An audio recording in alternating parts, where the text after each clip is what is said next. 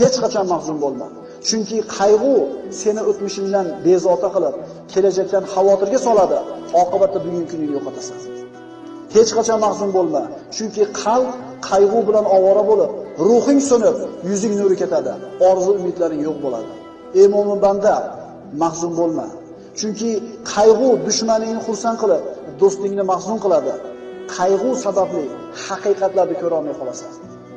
Mahzun bo'lma, chunki qayg'u qazoy qadorga norozilik, ne'matga esa nonko'rlik bo'ladi.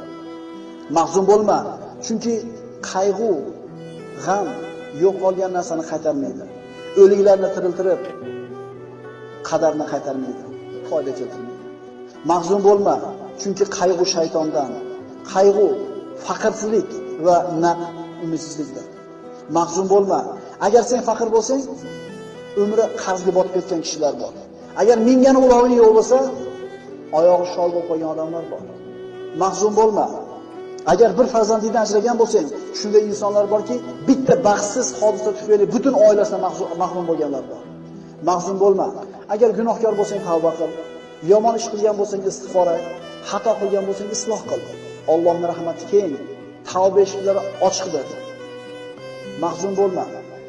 Agar g'amga botsang, asablaring taranglashib, vujudingni qiynab tunlarni bedor qilasan. Mahzun bo'lma, chunki qazo qadar qalami ishini bitirgan, varaqlar qurigan, kitob yopilgan, undan oshiqcha ham kamon bo'lmaydi. Mahzun bo'lma. Mahzun bo'lma.